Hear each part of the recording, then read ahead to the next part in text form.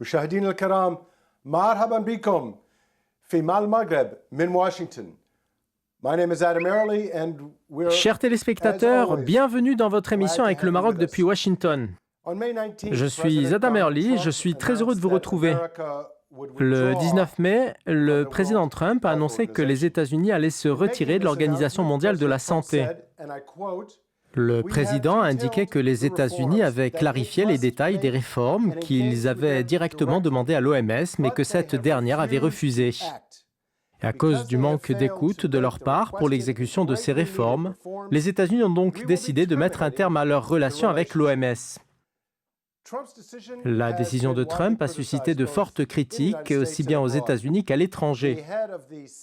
Le président de la Commission de la Santé au Sénat, Lamar Alexander, a affirmé qu'il était indéniable que les fautes commises par l'OMS doivent faire l'objet d'une enquête minutieuse.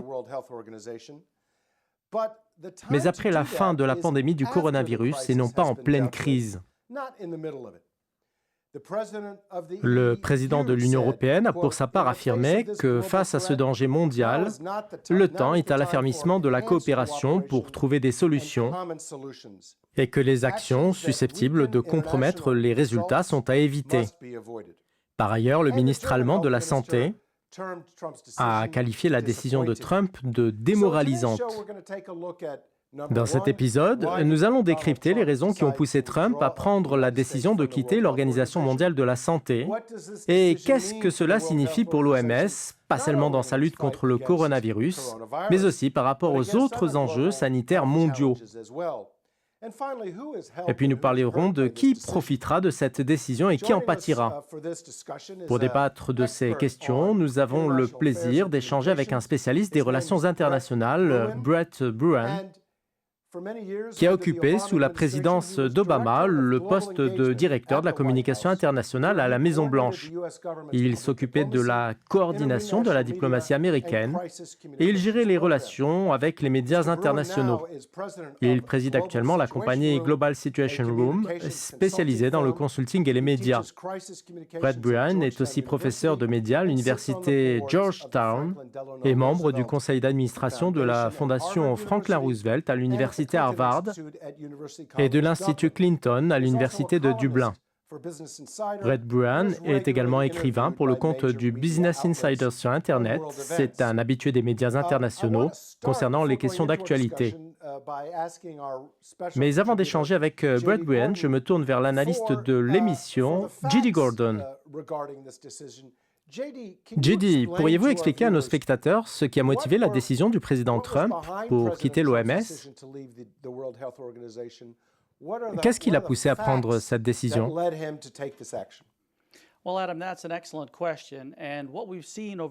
C'est une excellente question, Adam. Ce que nous avons vécu ces 2 derniers mois, c'est une escalade continue de la part du président Trump contre l'Organisation mondiale de la santé. Au début du mois d'avril, il a commencé à critiquer l'OMS ouvertement pour sa complaisance envers la Chine. Il a même qualifié l'OMS d'outil de propagande de la Chine à travers son laxisme face à la gravité du coronavirus. À la mi-avril, il a décidé de geler la contribution américaine à l'OMS en transférant ses aides à d'autres agences internationales pour soutenir les efforts sanitaires mondiaux. Au début du mois de mai, il a accordé à l'OMS un délai d'1 mois pour mener des réformes, faute de quoi il allait exercer plus de pression. Mais finalement, une semaine après cet ultimatum, il a décidé de rompre de manière unilatérale avec l'OMS. Pour ce qui est de la raison de sa décision, il faut rappeler que c'est un négociateur et un homme d'affaires. Il est devenu milliardaire et investisseur dans l'immobilier. Il perçoit les choses comme des transactions. Les États-Unis financent l'OMS à hauteur de 450 millions de dollars par an. Ce sont les plus gros contributeurs avec 15% du budget de l'OMS, soit 10 fois plus que la Chine. Par conséquent, le président s'est posé la question, pourquoi nous faisons cela? Pourquoi les États-Unis payent 10 fois plus que la Chine alors que l'OMS soutient cette dernière plus qu'elle ne soutient les États-Unis? C'est pour cela qu'il a pris la décision de se retirer. C'est une décision très forte que j'estime logique. Okay. Bien. Brett, I want to turn to you Je me now. tourne à présent vers vous, Brett, en vous lisant l'extrait d'un texte publié par le Washington Post. Il a été rédigé par un illustre membre républicain du Congrès qui a critiqué la décision du président Trump en écrivant ceci. On peut ne pas être d'accord avec la gestion de l'OMS, mais nous devons continuer à soutenir sa mission. La coopération internationale est très importante pour relever les grands défis. Nous devons consolider les alliances et non pas les rompre. Et sans un leadership américain au sein de l'OMS, il est difficile de coordonner les actions pour stopper les maladies dans le monde. Il faut qu'on réforme l'OMS pour qu'elle poursuive son travail. So that it can continue its work. I have two questions for you. Number one, Brett, do you j'ai agree deux with questions that pour vous. assessment? Number Tout d'abord, est-ce two, que vous êtes d'accord avec cette position? withdrawing Et from an organization is a pretty que va-t-on perdre à travers le retrait américain de l'OMS, non seulement pour l'organisation, mais aussi pour les questions sanitaires en Amérique et dans le monde? Not only the WHO, but the United States and global health. Je pense que l'analyse que vous avez évoquée démontre que la décision du président Trump de se retirer de l'Organisation mondiale de la santé en cette période difficile de propagation mondiale de la pandémie du coronavirus est une décision naïve et n'affecte pas seulement les efforts des autres pays pour freiner la pandémie, mais pour les efforts des États-Unis eux-mêmes.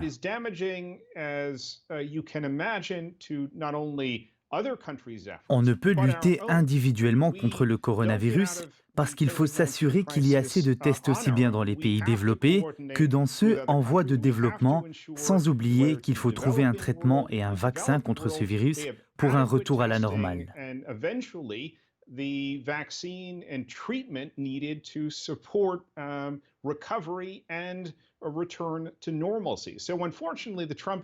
Malheureusement, la décision de l'administration Trump était précipitée et mal étudiée.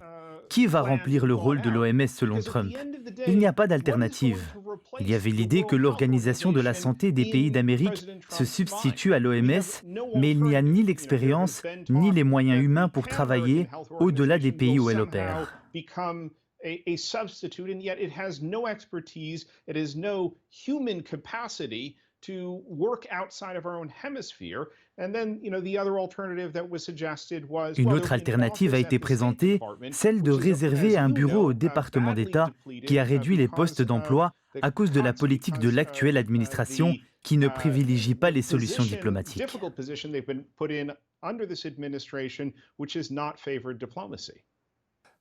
Je pense que vous avez souligné des points intéressants, mais au-delà de la décision de se retirer de l'OMS, il n'y a pas que Trump qui est sur la liste des détracteurs de l'Organisation mondiale de la santé. Il y a plusieurs partis qui critiquent l'organisation. Il y a une réelle frustration à l'intérieur de la Maison-Blanche, et également chez un grand nombre de membres du Congrès.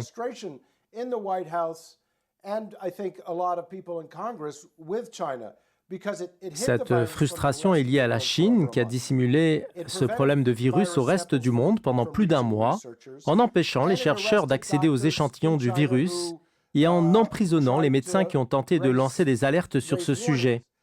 Malgré tout cela, l'OMS n'a pas bougé le petit doigt quand la Chine a refusé de fournir des échantillons du virus depuis le mois de février.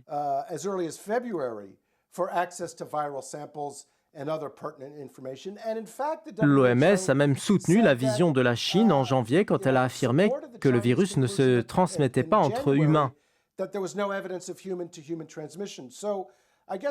N'est-il pas logique qu'on se pose la question sur le fait que l'OMS peut avoir subi des pressions de la part de la Chine pour retarder l'annonce de la pandémie de coronavirus Et pourquoi l'organisation n'a-t-elle pas affirmé officiellement que la Chine avait dissimulé ses recherches sur le virus et avait interdit à ses médecins d'en parler?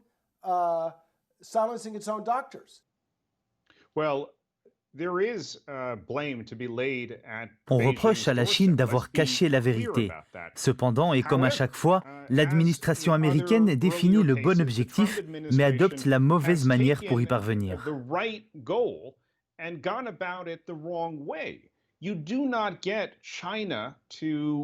Les États-Unis ne peuvent pas exercer une pression sur la Chine pour qu'elle dévoile en toute transparence la réalité de la situation sanitaire chez elle, tout en se retirant d'une organisation internationale s'occupant de la coopération sanitaire entre les pays.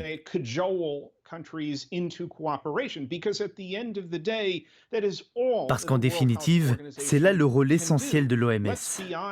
Soyons sincères, nous savons combien les capacités des organisations internationales sont limitées. Les collaborateurs de l'OMS ne peuvent pas se rendre en Chine pour exiger de visiter les hôpitaux, consulter les registres et s'entretenir avec les médecins. Partant de là, l'OMS ne traite que les données qui lui parviennent. Quand une épidémie se déclare, que ce soit Ebola ou le Covid-19, l'organisation s'appuie sur les spécialistes dans les différents pays afin de connaître la situation dans leurs pays respectifs.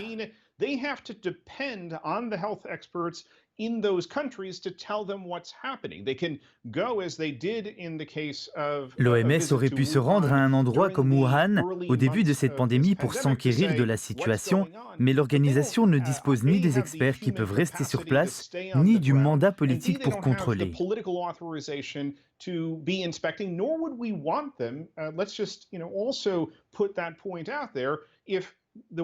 Je pense que l'organisation va maintenant avoir la capacité de visiter n'importe quel pays, y compris le nôtre. Les États-Unis devront ouvrir leurs hôpitaux et leurs registres médicaux. Je ne crois pas que les Américains vont accepter cela. Bien, avant de clore la première partie de cet épisode, j'aimerais vous poser une question sur les hauts responsables américains qui siègent au sein de l'OMS.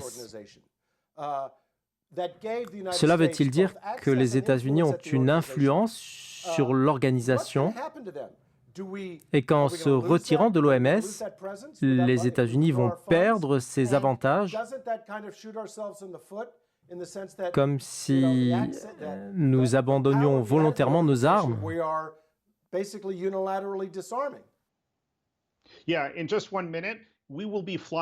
Ma réponse est simple. Nous allons naviguer à l'aveugle. Nous ne sommes pas un pays membre de l'organisation avec du personnel de chez nous en poste là-bas et nous n'allons pas savoir ce qui se trame dans les coulisses de l'organisation par rapport aux questions sanitaires mondiales.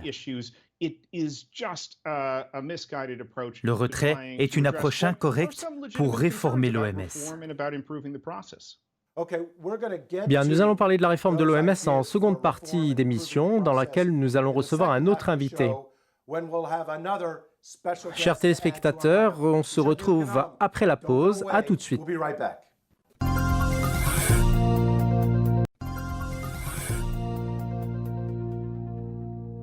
مشاهدينا الكرام, welcome back to Mal Maghreb in Washington, where today De retour dans votre émission avec le Maroc depuis Washington, chers téléspectateurs, nous discutons aujourd'hui de la décision de l'administration américaine de se retirer de l'Organisation mondiale de la santé. Dans cette deuxième partie, nous allons écouter l'avis d'une journaliste et chroniqueuse très célèbre ici aux États-Unis. Il s'agit d'Adèle Nazarian, qui a travaillé auparavant avec CNN et Fox News. Elle est aussi chercheuse à Observer Research Foundation en Inde, mais également à l'Institut Gold d'études stratégiques à Washington. Elle a également occupé le poste de directrice du programme Amérique du Nord à la Fondation Henry Jackson à Londres. Merci d'avoir accepté notre invitation, Adèle. J'aimerais commencer en lisant l'extrait d'un article que vous avez publié récemment. Vous avez affirmé Pour les Américains, l'OMS peut sembler distante et moins pertinente, mais la santé est mondiale. Et bien que toutes les preuves indiquent de graves lacunes de l'Organisation mondiale de la santé, certains disent que ce n'est pas le moment de suspendre l'aide.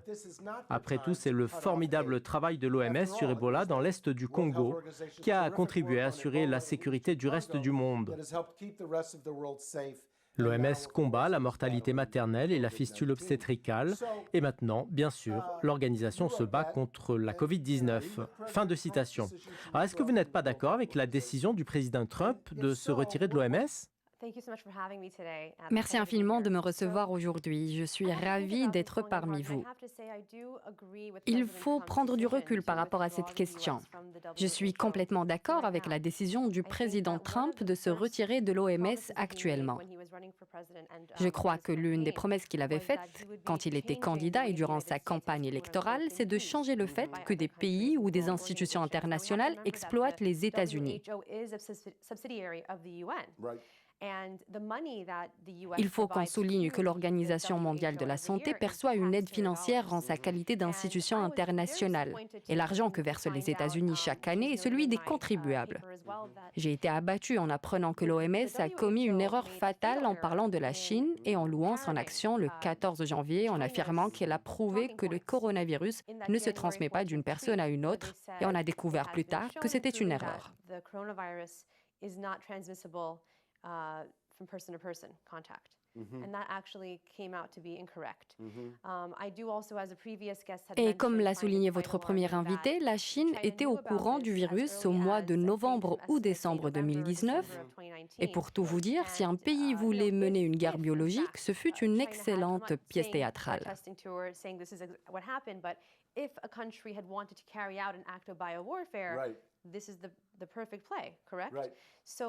C'est pour ça qu'il y a beaucoup de doutes autour de cette théorie. Malheureusement, je pense que l'OMS est une organisation qui a bénéficié de beaucoup d'avantages, historiquement parlant. J'ai le sentiment que les responsables de l'OMS essaient de rompre avec leur image fastidieuse et en se politisant.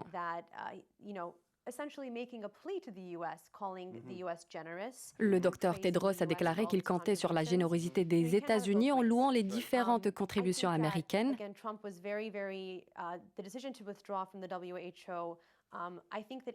Je crois que la décision de Trump de se retirer de l'OMS peut être provisoire.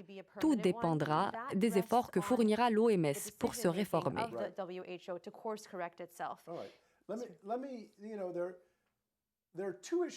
Il y a deux problèmes entourant le retrait des États-Unis de l'OMS. Le premier, c'est que le président Trump a dit que les États-Unis allaient transférer leurs contributions financières à d'autres organisations. De quelle organisation s'agit-il? Et est-ce qu'elles seront efficaces?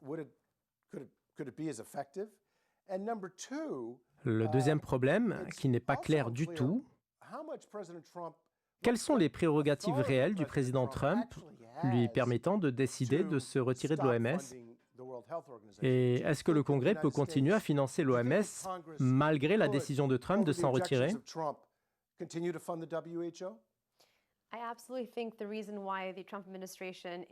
Je pense que l'administration Trump est plus attachée à ses promesses électorales pour décrocher plus de sièges au Congrès parce que ce dernier a une grande influence.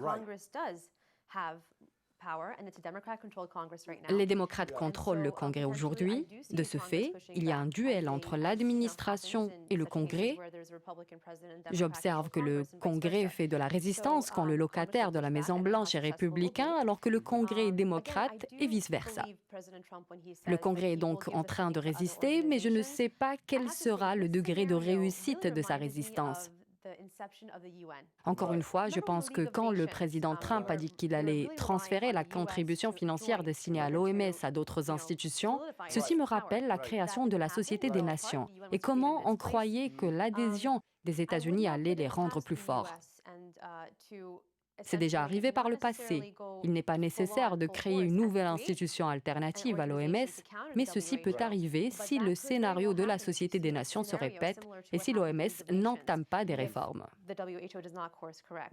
Juste La Chine et l'OMS sont deux sujets majeurs des campagnes électorales américaines, n'est-ce pas?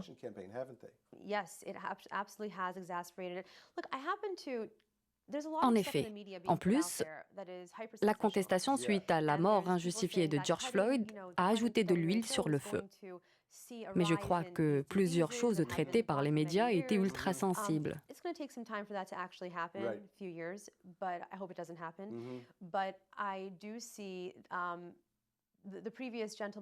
Ce qui se dit aussi, c'est que le fait de supprimer les financements de l'OMS conduira à plus de maladies pour plusieurs années. Et comme l'a si bien dit votre première invitée, nous naviguons à l'aveugle. It's like the windows have been taken out of the airplane. Right. That's not what's happening. Right.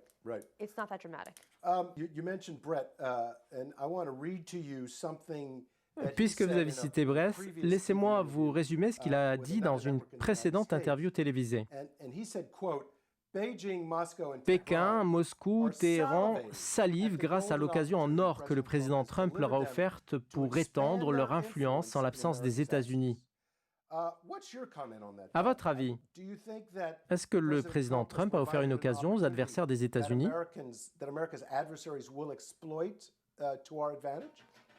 That fate rests on the shoulders of our allies. C'est une charge que devront supporter nos alliés. La Russie cherche une opportunité et s'éloigne de la Chine. On observe une relation cordiale entre Moscou et Washington. À cet égard, Poutine a vraiment changé. La Chine, l'Iran et la Russie ne sont plus comme avant. Idem pour le monde arabe et l'Inde. Cette dernière jouera un rôle de premier plan, celui qu'occupait la Chine.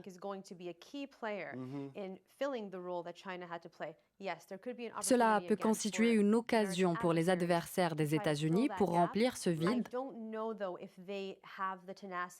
Reste à savoir s'ils sont assez soudés pour ça. You know, I have a question that maybe you could help me understand. Le président Trump, comme l'ont dit JD et d'autres invités de l'émission, a critiqué violemment la Chine à cause de la dissimulation d'informations sur le coronavirus et aussi par rapport à ses attaques contre les États-Unis. Mais il faut souligner qu'au début de la crise, le président Trump avait fait des déclarations très positives à l'encontre du président Xi.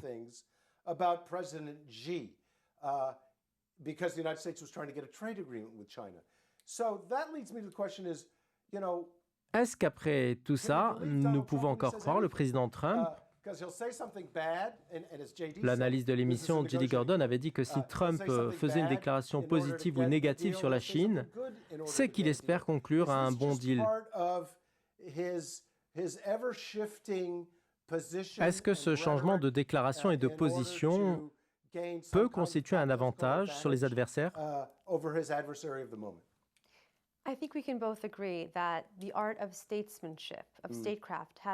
Je pense qu'on ne peut qu'être d'accord avec le fait que l'ère du leadership politique est révolue. Les actions de Trump ne sont certainement pas classiques. C'est une nouvelle copie du leadership.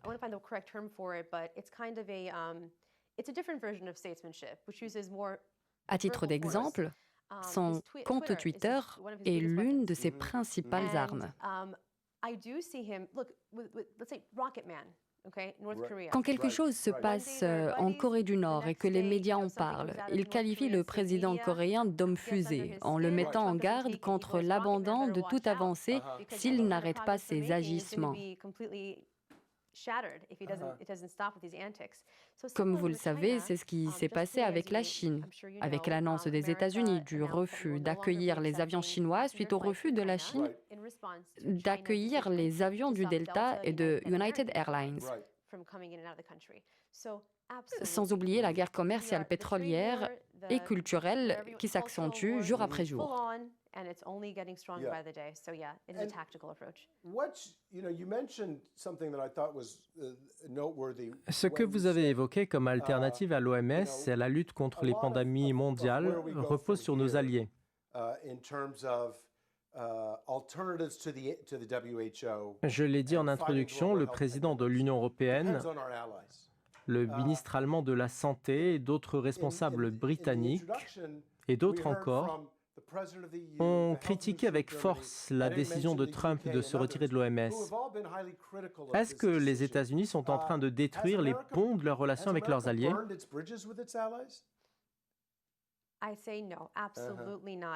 Absolument pas. En définitive, ils auront besoin des États-Unis. En ce qui concerne le jeu d'influence, l'Inde va prendre la place de la Chine si cette dernière n'arrive pas à reprendre sa position. À titre d'exemple, la Chine a des politiques exécutives, comme la loi sur l'enfant unique, alors que l'Inde ne limite pas les naissances.